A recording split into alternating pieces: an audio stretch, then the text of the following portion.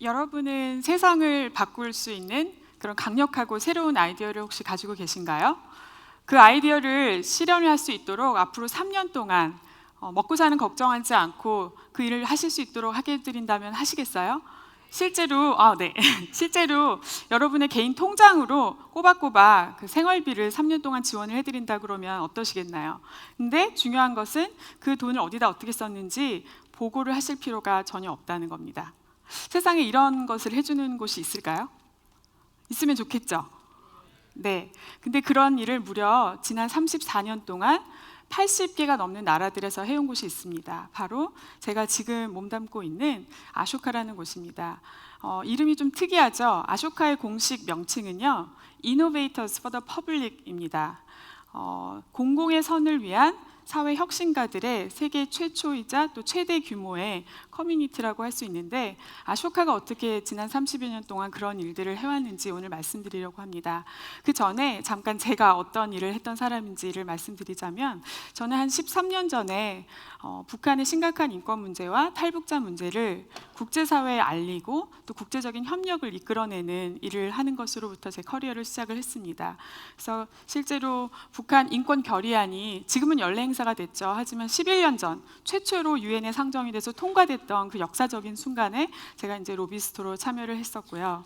또 중국에 있는 탈북 소녀가 인신매매 위기에 놓여서 탈출을 하기 위해서 미얀마 라오스 국경을 건너올 때 또 제가 그 구출 작전에 함께 하기도 했었고요.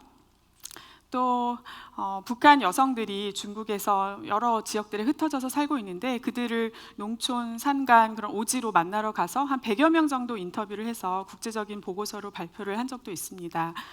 제가 이런 다양한 활동들을 하면서 물론 사회를 좋게 바꾸려고 하는 그런 사람들의 선이나 열정, 헌신에 많은 감명을 받기는 했습니다.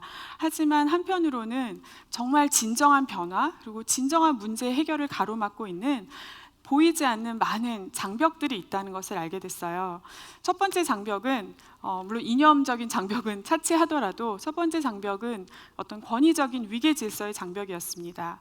두 번째 장벽은 다양한 분야들 간에 서로 소통하지 못하는 장벽이었고요. 세 번째 장벽은 영리와 비영리라는 또 그 둘 사이의 거대한 장벽이었습니다. 저는 나름대로 이러한 장벽들을 좀 넘어서기 위해서 노력을 했는데, 먼저 첫 번째로는 20대 후반에 비교적 젊은 나이에 제 비전을 실현하고자 새로운 조직을 설립해서 스스로 CEO, 리더가 됐습니다. 그리고 나서 또 인권과 개발이라는 제가 다루고 있던 두 분야를 좀 접목시키는 그 다리를 만들기 위해서 또 새로운 이론과 접근법을 한국에 소개하는 일도 했고요. 그래서 이렇게 나름 새로운 길들을 찾아가면서 고군분투를 하고 있다가 우연히도 아쇼카라는 곳을 알게 됐고, 기존에 제가 만났던 그런 많은 장벽들을 뛰어넘기 위해선 혁신이 필요하구나라는 새로운 방향성을 갖게 됐습니다. 그러면 이제 제가 아쇼카에 대한 이야기를 이제 본격적으로 하겠습니다. 아쇼카를 누가 설립했을까요? 아쇼카는 빌 드레이튼이라는 여기 보이시는 분이 설립했습니다. 되게 미소년의 인상이 좋으시죠? 이분은 1970년대 후반에 미국 연방환경보호청에서 일을 하고 있었대요. 지금 여러분들 탄소 배출권이라는 되게 잘 알려진 그 방법이 있는데 그 방법을 처음으로 고안해낸 분이기도 합니다. 근데 이분은 굉장히 독특한 비전을 가지고 있었어요.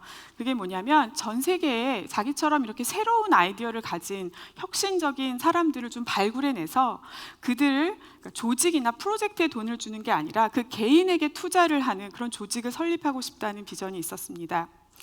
바로 그런 사람들에게 또 새로운 정체성을 부여했는데, 그런 사람들을 뭐라고 불렀냐면 소셜 앙터프러너라고 불렀어요. 그 앙터프러너라는 말 들어보셨죠? 기업가라고 한국에서 많이 번역을 하는데, 사실 이 앙터프러너는 기존에 비즈니스 영역에서 많이 썼던 용어입니다. 특히 어떤 창조적인 파괴를 하는 이런 혁신적인 비즈니스맨들을 앙터프러너라고 불렀는데, 빌 드레이튼은 그런 혁신적인 사람들이 비단 비즈니스 영역에만 있는 게 아니라 사회 전역에 어디에든 있을 수 있다라는 생각을 갖고 이런 소셜 앙터프러너들을 찾아 나서기 시작했던 겁니다. 빌의 표현에 의하면 역사에 어떤 자취를 남기고 싶어하는 사람들이라고 했어요. 그런 야생화와 같은 사람들을 찾아서 그들이 정말 마음껏 뻗어나갈 수 있는 그런 지원을 해주는 조직을 설립하면 이런 개개인들로 이루어진 그 연결망이 사회에 더 큰 변화를 가져오는 지렛대 효과를 발휘해서 사회 변화를 극대화할 수 있다는 것이 빌 드레이튼이 가진 생각이었습니다. 결국 1980년에 조직을 세웠고요. 바로 다음해인 81년에 인도에서 아쇼카 펠로우가 첫 번째로 탄생을 했습니다. 근데 이때부터 중요한 거는 뭐였을까요? 그럼 과연 이런 혁신적인 소셜 앙트프로너들을 어떻게 찾아내는가? 다른 사람들도 이 사람들이 정말 그런 혁신가라고 어떻게 인정하게, 확신하게 할 것인가? 그 선정 기준과 절차가 중요했겠죠. 빌이 만들어낸 생각해낸 방법은 첫 번째는요. 그 노크아웃 테스트라고 합니다. 그러니까 말하자면 이 테스트를 통과하지 못하면 다음으로 갈 수 없는 거예요. 그래서 가장 중요하다고 보는 게 뭐냐면 이 사람에게 정말 새로운 아이디어가 있는가였습니다. 뉴 아이디어. 그런 다음에 그게 통과가 되면 나머지 4가지 부분을 봅니다. 그래서 창의성, 기업가적인 자질, 또 윤리적인 소양, 그리고 그 아이디어의 사회적인 임팩트, 이런 것들을 보고요. 또 선정 절차 면에 있어서도 어떤 배심원단 같은 심사위원단을 구성을 해서 원칙이 하나 있습니다. 그 안에 있는 심사위원들이 만장일치로 합의를 해야 한다는 원칙을 세웠습니다. 그래서 단 한 사람이라도 노를 하면 통과가 되지 않는 거죠. 굉장히 까다롭죠, 어떻게 보면. 네, 그래서 나름 이런 굉장히 리거러스하다고 하죠. 그런 엄격한 절차를 만들어내서 그런 사람들을 선정을 해왔습니다. 이런 어떤 굉장히 엄격한 절차가 있기 때문에 실제 펠로우 커뮤니티는 강력한 신뢰에 기반해 있다고 또 보실 수 있겠습니다.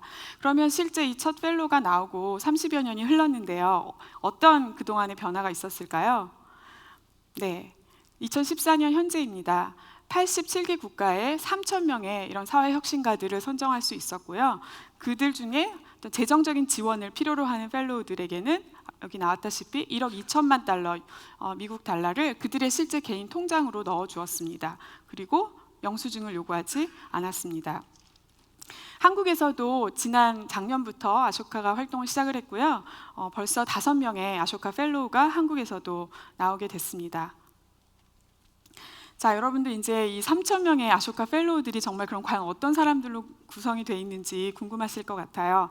제가 오늘은 그 중에 3명을 좀 소개를 하려고 합니다. 첫 번째 분은요, 제일 유명하신 분이에요. 왜 유명하냐면 바로 올해 2004년에 노벨 평화상을 수상한 공동 수상자 2명 중에 한 분이십니다.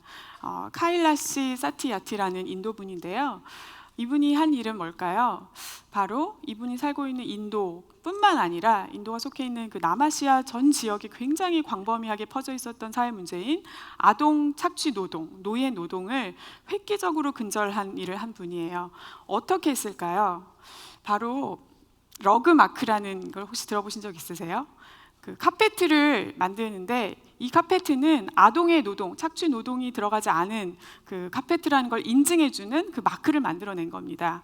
근데 여러분들 기억하세요. 이거를 5년 전, 10년 전이 아닌 30여 년 전에 이 아이디어를 가지고 시작을 했습니다. 그때는 사실 기업의 사회적 책임이라는 개념조차 굉장히 희박했던 때였어요. 그래서 이 방식이 지금은 여전히 아프가니스탄 같은 새로운 나라들에서도 적용이 되고 있고 분야를 또 뛰어넘어서 초콜릿이나 광물 자원 쪽에서도 활용을 하고 있는 그런 방식입니다. 그래서 얼마나 강력하고 새로운 아이디어가 지속적으로 임팩트를 내는지 여러분들 느끼실 수 있을 거예요. 두 번째 펠로우는요. 혹시 여러분 어둠 속의 대화라는 프로그램 들어보신 분 계세요? 네, 몇 분 계시네요.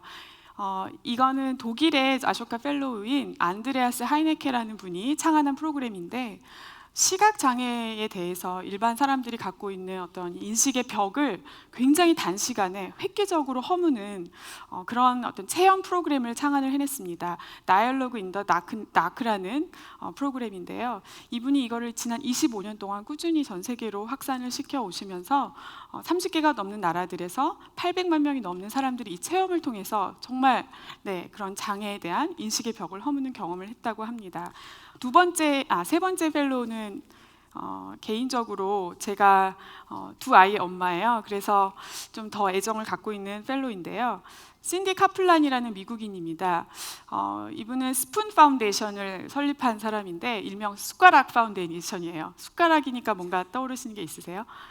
이분은 6개월 된 아이를 카자흐스탄이라는 곳에서 입양을 하게 됐어요. 근데 분명히 건강한 아이라고 해서 왔는데 알고 보니 장애가 심각하게 있더라고 해요. 그래서 그 원인을 찾아봤더니 입양되기 전에 그 입양 시설에 있을 때 영양 공급이 잘 되지 않았던 거예요. 그래서 실제로 0세에서 3세 정도의 이 수유를 하거나 그 영양 공급이 굉장히 결정적인 시기에 이런 부모나 가정이라는 환경 밖에 있는 아이들 같은 경우에는 영양 부족뿐만 아니라 그 수유 방식에 있어서도 뭐 눈의 접촉을 전혀 하지 않고 먹인다라든지 너무 빨리 먹여서 아이가 소화를 못한다든지 이런 것들이 이 아이가 나중에 커서 어떤 두뇌나 신체적으로 심각한 후유증을 겪게 되는 일이 많다고 합니다. 근데 더욱 놀라운 것은 이런 일에 대해서 전 세계 어디를 둘러봐도 어떤 표준을 가지고 있고 그거에 대해서 모니터링을 할 수 있는 곳이 아무것도 없었대요. 그래서 어떻게 했을까요? 신디는 자기가 그 일을 해야겠다라고 생각하고 스푼 파운데이션을 만들었습니다. 그래서 미국인이지만 카자흐스탄뿐만 아니라 지금 IT, 키르기스탄, 중국에도 이 문제가 심각할 거라고 생각해 볼 수 있죠. 이런 여러 나라들에서 앞으로 향후 5년간 10개국에서 이런 활동을 확장시켜 나갈 계획이라고 합니다. 단순히 어떤 한 명의 고아를 후원하거나 고아원을 한 채 짓는 것과 비교했을 때 이게 새로운 판을 만들어내는 활동이라는 생각이 들지 않으세요? 여러분 어떠세요? 이 세 분의 펠로 이야기만 제가 드렸는데 공통점이 뭐였을까요? 저는 두 가지 공통점이 있었다고 생각합니다. 첫 번째는 그들은 기존의 어떤 틀이나 경계선들에 얽매이지 않았어요. 굉장히 창의적이고 자유로운 그런 해결책들을 찾아냈고요. 두 번째는 방금 말씀드렸다시피 새로운 판을 만들어냈습니다. 새로운 판을 만들어내는 그런 사람들입니다. 기존에 있던 걸 그냥 연장하거나 일부를 개선하는 게 아니라 완전히 새로운 어떤 방식, 판을 만들어내는 일을 하는 사람들입니다. 이건 어떻게 보면 새로운 생태계를 만들어내는 것과 비슷한데요. 바로 이런 강력하고 새로운 아이디어를 가진 혁신가들이 중심이 돼서 그들의 아이디어를 보고 많은 체인지 메이커들이 몰려드는, 그래서 하나의 생태계가 생겨나는 겁니다. 이런 생태계가 바로 그 펠로우들이라는 강력한 자석과 같은, 그래서 매스 리크루터, 저희가 체인지 메이커들의 매스 리크루터라고 얘기를 하기도 합니다.